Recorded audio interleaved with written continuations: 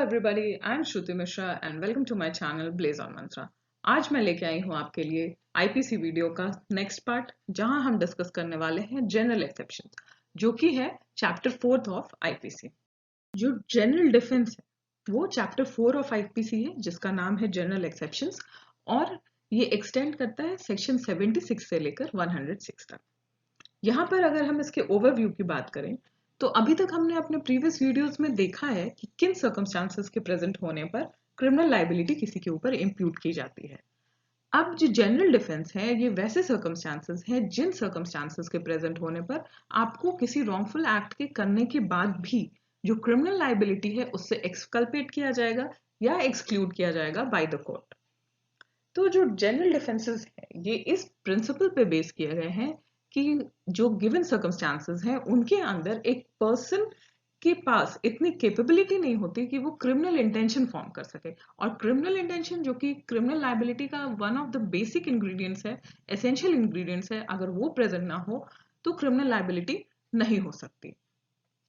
और जो burden of proof है वो एविडेंस एक्ट के according, section 105 of evidence act के अकॉर्डिंग जो बर्डन ऑफ प्रूफ है वो हमेशा अक्यूज पर लाई करता है कि वो ये प्रूव करे कि जो जनरल एक्सेप्शंस में जो सर्कमस्टांसेस दिए गए हैं उसके केस में भी वो सर्कमस्टांसेस एप्लीकेबल थे, वो या वहां पर थे। आईपीसी में जो जनरल डिफेंसेस का जो चैप्टर है उसमें बहुत सारे सर्कमस्टांसेस दिए गए हैं, तो हम उन सारे सर्कमस्टांसेस को देखते हैं। पहले तो पहला है मिस्टेक ऑफ फैक्ट, फिर है जुडिशियल एक्ट, नेक्स्ट है एक्सीडेंट, उसके बाद है नेसेसिटी, उसके बाद है इन्फेंसी, फिर है इंसैनिटी। आगे जो सर्कमस्टांसेस दिए गए हैं वो है इंटॉक्सिकेशन, कंसेंट, कम्युनिकेशन, ड्यूरस, ट्रिफल्स और प्राइवेट डिफेंस। अब हम इन सारे सर्कमस्टांसेस को one by one section wise detail में डिस्कस करेंगे। जो फर्स्ट सर्कमस्टांस है वो है मिस्टेक ऑफ फैक्ट, ये है सेक्शन 76 और 79 के अंदर। अब इन दोनों सेक्शंस में क्या डिफरेंस है वो भी देखेंगे हम, पहले सेक्शन को समझते हैं। मिस्टेक ऑफ फैक्ट क्या है? यहाँ पर जब कोई भी पर्सन जो किसी रॉन्गफुल एक्ट के लिए जिसको अक्यूज किया गया हो, उसे वो लगता था कि वो बाउंड बाय लॉ था उस एक्ट को करने के लिए, और ये जो उसकी फीलिंग थी, ये जो उसका बिलीफ था कि वो बाउंड बाय लॉ है उस एक्ट को करने के लिए, वो एक मिस्टेक ऑफ फैक्ट था। वो रियलिटी में बाउंड बाय लॉ नहीं था, मिस्टेकनली उसने ये बिलीव कर लिया था कि वो बाउंड बाय लॉ है उस एक्ट को करने के लिए। तो यहाँ पर वो प्ली ले सकता है मिस्टेक ऑफ फैक्ट का और उसके ऊपर क्रिमिनल लायबिलिटी नहीं इंप्यूट की जाएगी। तो यहाँ पर जो एसेंशियल फैक्टर है वो ये है कि जो मिस्टेक है वो हमेशा फैक्ट का होना चाहिए, लॉ का नहीं। हम सभी जानते हैं ignorance of law is not an excuse. तो एसेंशियल एलिमेंट्स क्या है मिस्टेक ऑफ फैक्ट को प्रूव करने के लिए? सबसे पहला है the person should be bound by law to perform an act. Okay, next है उस या फिर उसे ये बिलीफ होना चाहिए कि वो बाउंड बाय लॉ था उस एक्ट को करने के लिए।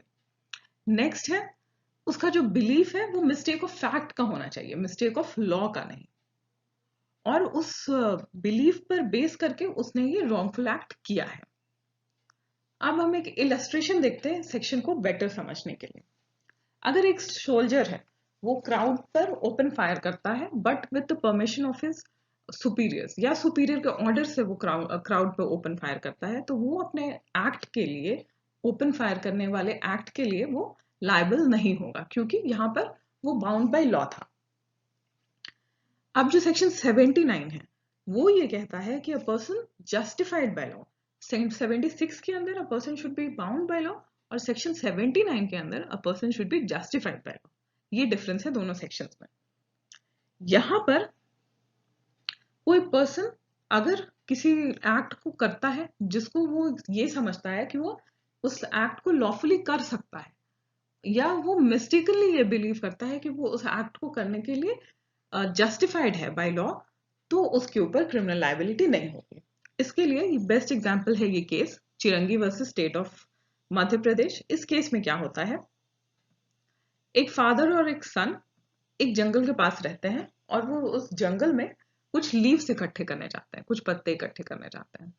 फादर को मिस्टेकनली ये लगता है कि एक टाइगर उसकी तरफ अटैक करने आ रहा है, जबकि इन रियलिटी वो उसका सन होता है। वो अपने सन को टाइगर के इल्यूजन में उस एक्स से मार देता है। यहाँ पर जो एक्ट है of killing his son, it will not be criminally liable because यहाँ पे उसने मिस्टेकनली अपने सन को टाइगर समझ लिया था और टाइगर समझ के अपने सन को मार दिया था। अब हम देखते हैं जुडिशियल एक्ट्स किस तरह से प्रोटेक्टेड हैं सेक्शन 77 और 78 के अंदर। यहाँ पे जजेस को प्रोटेक्शन दी गई है या वैसे एक्ट को प्रोटेक्शन दी गई है जहां पर किसी कोर्ट ऑर्डर के कंप्लायंस के लिए, उसको कैरी आउट करने के लिए अगर कोई एक्ट हो रहा है और अगर वो एक रॉन्गफुल एक्ट है तो उसको प्रोटेक्शन है सेक्शन 77 और 78 के अंदर। एसेंशियल एलिमेंट्स क्या है इस प्रोटेक्शन को अवेल करने के लिए? पहला है कि ये जो एक्ट है वो किसी जज के द्वारा परफॉर्म किया जाना चाहिए और जो जज जो एक्ट को कर रहा है वो हमेशा जुडिशियल कैपेसिटी में होना चाहिए और ये जो एक्सरसाइज ऑफ पावर है वो हमेशा गुड फेथ में होना चाहिए। जो इंटेंशंस हैं वो कभी भी मलिशियस इंटेंशंस नहीं होने चाहिए। एक केस का एग्जांपल देखते हैं, Surendra Kumar Bhatia versus Kanhaiyalal and others. ये एक 2009 का केस है जहां पर क्या होता है, एक कमिश्नर लैंड एक्विजिशन एक्ट के अंदर अपने पावर्स को एक्सरसाइज करते हुए वो बहुत सारे रॉन्गफुल एक्ट्स करता है, बट वो इस सेक्शन के एक्सक्यूज को लेकर अपने क्रिमिनल लायबिलिटी को एक्सक्लूड करना चाहता है कोर्ट के अंदर। तो वहां पर कोर्ट ये हेल्ड करता है कि जो कमिश्नर है ही इज नॉट अ जज, वो लैंड एक्विजिशन एक्ट के अंदर एक जज की कैपेसिटी में फंक्शन नहीं कर रहा या एक कोर्ट ऑफ जस्टिस की कैपेसिटी में फंक्शन नहीं कर रहा, इसलिए उसे इस सेक्शन 77 और 78 का प्रोटेक्शन नहीं मिल सकता। नेक्स्ट देखते हैं जो है एक्सीडेंट। सेक्शन 80 जो आईपीसी है वो वैसे किसी भी एक्ट में क्रिमिनल लायबिलिटी को एक्सक्लूड करता है जो किसी एक्सीडेंट का रिजल्ट हो, जहां पे जो इंजुरी है वो किसी एक्सीडेंट की वजह से हुई है। अब ये एक्सीडेंट क्या है? एक्सीडेंट को प्रूव करने के लिए जो एसेंशियल एलिमेंट्स हैं वो है कि जो एक्ट है वो एक एक्सीडेंट या मिसफॉर्च्यून होना चाहिए, एक्ट को करने के पीछे किसी भी तरह का क्रिमिनल इंटेंशन या नॉलेज नहीं होना चाहिए, और ये जो एक्ट है, ये जो रॉन्गफुल एक्ट है, वो एक क्रिमिनल एक लॉफुल एक्ट को करने के दौरान होना चाहिए। During performance of a lawful act एक एक्सीडेंट होना चाहिए। जो लॉफुल एक्ट है वो लॉफुल मैनर और मीन्स से किया जा रहा था और जितना भी केयर एंड कॉशन हो सकता है वो सारे चीज लिए जा रहे थे उस लॉफुल एक्ट को करने के दौरान। बट इन सारी चीजों को करने के बाद भी अगर कोई एक्सीडेंट हो जाता है जिसकी वजह से किसी को इंजुरी पहुंचती है तो that person won't be held criminally liable. एक इलस्ट्रेशन देखते हैं बुक का, जहां पर एक पर्सन अपने हैचेट से कुछ वर्क कर रहा है, with all due care and precaution वो काम कर रहा है, और जो हैचेट का हेड है वो उड़कर पास में खड़े एक पर्सन को लगता है एंड दैट पर्सन डाइज। तो यहाँ पे जो लाइबिलिटी है उस पर्सन को मारने की वो ए के ऊपर नहीं होगी, क्योंकि वो लॉफुल मीन से काम कर रहा था, विथ केयर एंड प्रिकॉशन काम कर रहा था, और फिर भी it was an accident that head of the hatchet flies of and it kills a person. So this person A is not held criminally liable. Next है डॉक्ट्रिन ऑफ नेसेसिटी या self preservation. ये जो doctrine है ये section 81 of IPC के अंदर है। यहाँ पर ये सेक्शन 81 जो है वो ये कहता है कि अगर किसी एक्ट को किया जाता है जिसके अंदर रिस्क इन्वॉल्व हो और करने वाले पर्सन को ये भी पता है कि जो वो एक्ट कर रहा है उसे वो नॉलेज है कि इस एक्ट को करने में रिस्क इन्वॉल्व है, बट वो एक्ट को फिर भी वो करता है to prevent a greater damage और ग्रेटर हार्म, या किसी के को डिफेंड करने के लिए सेल्फ डिफेंस में, तो that act is not a criminally liable act. Okay, essential elements क्या है इसको प्रूव करने के लिए? For the defense to be established under the act, he must satisfy the following. The act was done with the knowledge that is likely to cause harm. पहला knowledge है कि वो एक्ट हार्म कॉज कर सकता है, but harm cause करने का वहां पर कोई क्रिमिनल इंटेंशन नहीं है। जो ये हार्मफुल एक्ट किया जा रहा है वो गुड फेथ में किया जा रहा है, ग्रेटर हार्म को प्रिवेंट करने के लिए किया जा रहा है, और किसी पर्सन या प्रॉपर्टी को सेव करने के लिए हार्मफुल एक्ट किया जा रहा है। फॉर एग्जाम्पल देखते हैं, एक एरिया में आग लगी हुई है, एक पर्सन ए वो 2-3 घरों को गिरा देता है ताकि जो आग है वो पूरे एरिया में ना फैल जाए और सारे घरों को नुकसान ना पहुंचाए। तो यहाँ पे जिन घरों को गिराया जाता है उन घरों को जो नुकसान होता है, उनको जो हार्म पहुंचता है, उसके लिए ए वोंट बी हेल्ड लायबल, क्योंकि वो ग्रेटर हार्म को प्रिवेंट करने के लिए ऐसा कर रहा था। इसका जो लोकस स्टैंडर्ड जो केस है आर वर्सेस डर्डली एंड स्टीफन, इस केस में क्या होता है, एक शिपरेक में शिप के जो मेंबर्स हैं वो फंस जाते हैं, शिप का जो क्रू है वो फंस जाता है, और वो अपने सेल्फ प्रिजर्वेशन के लिए, खुद को प्रिजर्व करने के लिए वो रिजॉर्ट करते हैं कैनिबलिज्म को। और कैनिबलिज्म में they eat a boy, the ship boy, they cabin boy, they eat him. जो हमारा नेक्स्ट सर्कमस्टांस है वो है इनफेंसी, जो कि सेक्शन 82 और 83 ऑफ आईपीसी के अंदर बताया गया है।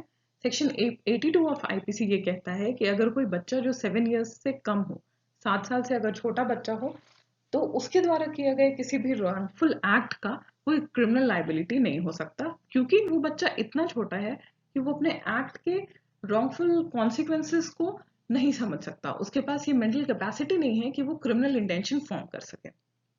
सेक्शन 83 कहता है एक बच्चा जो 7 साल से बड़ा हो बट 12 ईयर्स से छोटा हो, वो क्रिमिनली लायबल अपने ऑफेंस के लिए तब होगा जब कोर्ट ये मेक आउट कर सके कि जो उसका एक्ट है उसको समझने की मेच्योरिटी उसके अंदर थी या नहीं थी। उसकी लायबिलिटी उसके मेच्योरिटी और अंडरस्टैंडिंग ऑफ द एक्ट पर डिपेंड करेगी। इसका बहुत क्लासिक एग्जाम्पल है कृष्णा भगवान वर्सेस स्टेट ऑफ बिहार। ये 1991 का केस है। इस केस में क्या होता है, एक छोटा बच्चा है, 12 ईयर्स से छोटा बच्चा है, और वो एक नेकलेस चुराता है। इस नेकलेस को चुराने के बाद वो इमीडिएटली उसे मार्केट में ले जाकर बेच देता है। तो यहाँ पर कोर्ट ये हेल्ड करती है कि जो बच्चा है उसका जो नेकलेस को चुराने के बाद का जो एक्ट है उससे ये समझ में आता है कि उसे अपने एक्ट का कॉन्सिक्वेंस और इफेक्ट दोनों समझ में आ रहा है। अगर वो नेकलेस को जाकर बेचता है तो वो पैसे कमा सकता है, इस चीज की अंडरस्टैंडिंग उसके अंदर डेवलप्ड है, इसलिए उसे क्रिमिनली लायबल कोर्ट होल्ड करती है। प्रेजेंट जो हमारा सर्कमस्टांस है वो है इंसैनिटी, सेक्शन 84 ऑफ आईपीसी।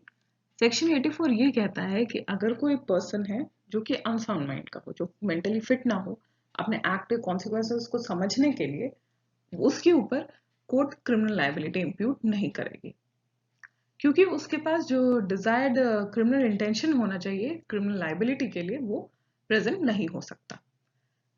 जो इंसैनिटी है उसके लिए 1843 का बहुत फेमस केस है मैकनॉटन केस। इसमें एक रूल भी डेवलप किया गया था इंसैनिटी को टेस्ट करने के लिए। इस केस के फैक्ट्स ये हैं कि एक पर्सन है, वो ब्रिटिश प्राइम मिनिस्टर के सेक्रेटरी को प्राइम मिनिस्टर सोचकर मार देता है, क्योंकि उसका he is of unsound mind और उसके दिमाग में ये चल रहा होता है कि जो ब्रिटिश प्राइम मिनिस्टर है वो कॉन्स्पायर कर रहे हैं इस पर्सन को मारने के लिए, मैकनॉटन को मारने के लिए। तो कोर्ट यहाँ पे बहुत सारे टेस्ट्स को अप्लाई करती है और ये प्रूफ होता है कि जो मैकनॉटन है वो मेंटली अनसाउंड है, मेंटली अनफिट है, और यहाँ पर उसे इंसैनिटी का एक्सक्यूज दिया जाता है, उसे इंसैनिटी का एक्सेप्शन अवेल होता है। The next defense that is available to people under section 85 and 86 is intoxication. Intoxication क्या है? किसी को भी voluntarily कोई भी alcoholic drink administer करना जिससे वो उसकी जज करने की कैपेसिटी खत्म हो जाए, या उस पर्सन को ये समझ ना आए कि वो जो एक्ट कर रहा है उसका क्या कॉन्सिक्वेंसेस हो सकता है। तो जो सेक्शन 85 है वहां पर जो पर्सन जो इंटॉक्सिकेटेड है वो इनवॉलेंटरीली हुआ है, किसी और ने उसको इंटॉक्सिकेट किया है विदाउट हिज नॉलेज। और जो सेक्शन 86 है वहां पे the person is intoxicated voluntarily, अपने नॉलेज से उसने खुद को इंटॉक्सिकेट किया है। तो अगर इंटॉक्सिकेशन इनवॉलेंटरी है तो वो एक एक्सक्यूजेबल ऑफेंस है, लेकिन अगर वो वॉलेंटरी है तो वो एक्सक्यूजेबल नहीं है आईपीसी के अंदर। क्या क्या एसेंशियल एलिमेंट्स है यहाँ पर? जो पहला एसेंशियल एलिमेंट है, he was incapable of knowing the nature of his act. Intoxication की वजह से जो पर्सन है वो अपने एक्ट के नेचर को नहीं जज कर सकता। वो ये जज नहीं कर सकता कि वो जो एक्ट कर रहा है वो कॉन्ट्ररी टू लॉ है, और जो उसका एक्ट है, जो रॉन्गफुल एक्ट है, वो उसके इंटॉक्सिकेशन का रिजल्ट हो।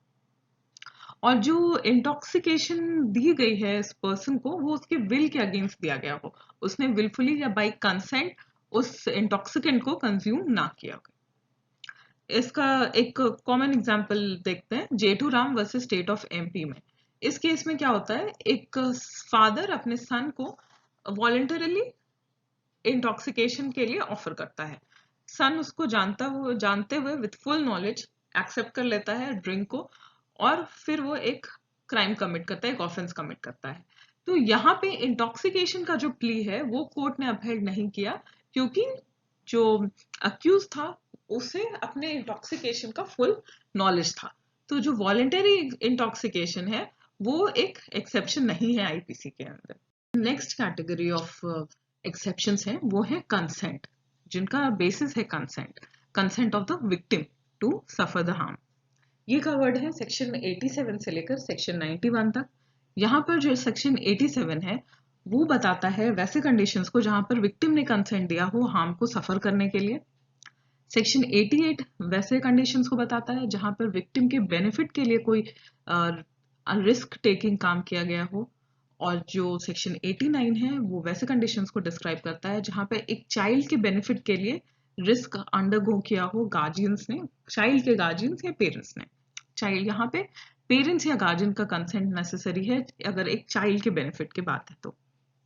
अब जो सेक्शन 89 और फर्दर जो सेक्शंस है 91 तक, वो सारे सेक्शंस वैसे कंडीशंस को बताते हैं जहां पे ये जो कंसेंट है वो एक वैलिड एक्सेप्शन फॉर्म नहीं करेगा क्रिमिनल लायबिलिटी का। पहला जो है, जो एक कंसेंट है, it is given under fear और इंजुरी और मिसकंसेप्शन ऑफ फैक्ट। डर की वजह से कंसेंट दिया गया हो, the person involved is aware or has reason to believe that the consent is given under fear, injury or misconception। किसी इंटॉक्सिकेटेड पर्सन ने कंसेंट दिया हो, किसी अनसाउंड माइंड के पर्सन ने कंसेंट दिया हो, या किसी ऐसे पर्सन का कंसेंट जो 12 इयर्स से कम एज का हो और जिसकी मेच्योरिटी ऑफ अंडरस्टैंडिंग इतनी नहीं हो कि वो अपने एक्ट के कॉन्सिक्वेंसेस को समझ। बाकी जो इंग्रेडिएंट्स हैं वो है पर्सन ने रिस्क के लिए खुद कंसेंट किया हो, और जो कंसेंट है वो जरूरी नहीं है कि वो एक्सप्रेसली हो या रिटन फॉर्म में हो, वो एक्सप्रेसली या एम्प्लॉयड किसी भी फॉर्म में हो सकता है। जो कंसेंट था वो हार्म करने के लिए, डेथ कॉज करने के लिए या ग्रीवियस हार्म, ग्रीवियस हर्ट के लिए ना हो। और पर्सन जो कंसेंट दे रहा है उसकी एज हमेशा 18 इयर्स के ऊपर होनी चाहिए, मतलब वो एक एडल्ट होना चाहिए। अब एक इलस्ट्रेशन से इस कंसेंट को समझते हैं। ए और बी जो है वो रेसल करने के लिए अग्री करते हैं, कुश्ती लड़ने के लिए तैयार होते हैं। इस अग्रीमेंट में जो कंसेंट का अग्रीमेंट है वहां पर दोनों इस चीज के लिए अग्री करते हैं कि दोनों में से कोई भी हार्म सफर कर सकता है, जिसकी वजह से दोनों में से किसी को भी लायबिलिटी नहीं होगी। तब यहाँ पर अगर बी इंजुरी सफर करता है बिकॉज ऑफ एज एक्ट, सो यहाँ पर ए क्रिमिनली लायबल नहीं होगा क्योंकि बी ने हार्म सफर करने के लिए कंसेंट दिया था। नेक्स्ट एक्सेप्शन है वो है कम्युनिकेशन।